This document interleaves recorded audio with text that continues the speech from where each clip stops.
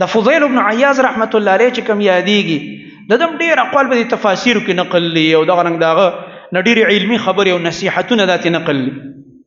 دا ډاکو د ژوند چې ګوره ډاکې به یې چول. پخوا خو دا روډونه نه و داسې دا اوس چې کوم روډونه دي اساني ده. موږ صحراونو کې به خلکو مزلې کولې، قافلې به تللې، کانوې به جوړه شول، ډېر خلک به جمع شو.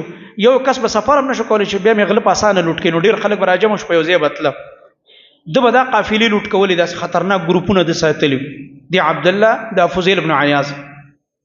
او صرف په یو آیت باندې د ژوند بدل شو. یو آیت یې واورېده او انقلاب پکې راغی چې په یو کور وراوړېده په دیوال او د غلا او د ډاکې په اراده باندې او مې پکې د بدکارۍ اراده هم کړې وه، نعوذ بالله، چې د دې کور عزت به هم لوټ کوم. والعیاذ بالله دومره په غلط نیت ور روان او په دې دیوال باندې چې ور وخته دلته آیت واورېده تلاوت کېده په دې کور کې چې الم یأن للذین آمنوا ان تخشع قلوبهم لذکر الله وما نزل من الحق.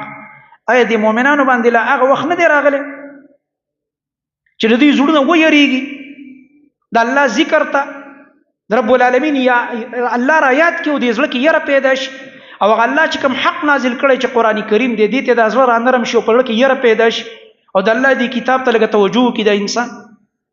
دی مؤمن باندې دا وخت نه دی راغلی. مطلب مؤمنان دي دا حالت او کیفیت خپل جوړ کړي چې الله نه دی ویریږي، د الله نوم یادېږي، د زړه کې د یره پیدا شي، د الله دې کتاب ته د زړه رانرم کړي.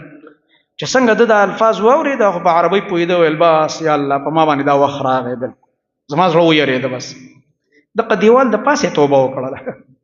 چا ته چې الله توفیق ورکوي. ګوره هغه حدیث کې چې راځي چې انسان ټول عمر د څه عمل کوي، د جهنميانو څه کوي، اعمال کوي، تر دې پورې جهنم ته یو لیش څه شوی نږدې شوی، خو خپل هغه لیکل پر امخ کې چې الله ته مخکې نه علم دی چې د انسان په اخر کې توبه وباسي. الله لیکل کړي چې دا به قشان الله پاک به د توفیق ورکوي د توبې دا یو کار به وشي، به توبه وباسي.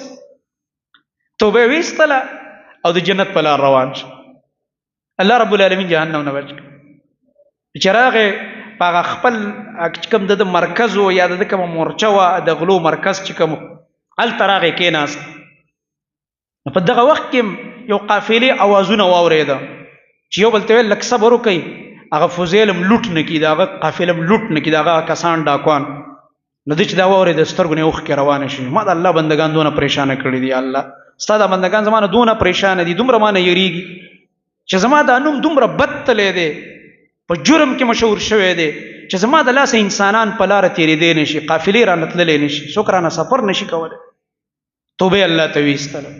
او هغه فضیل د وخت د زمانې لوی امام او لوی عالم دی الله رب العالمین جوړ کړ.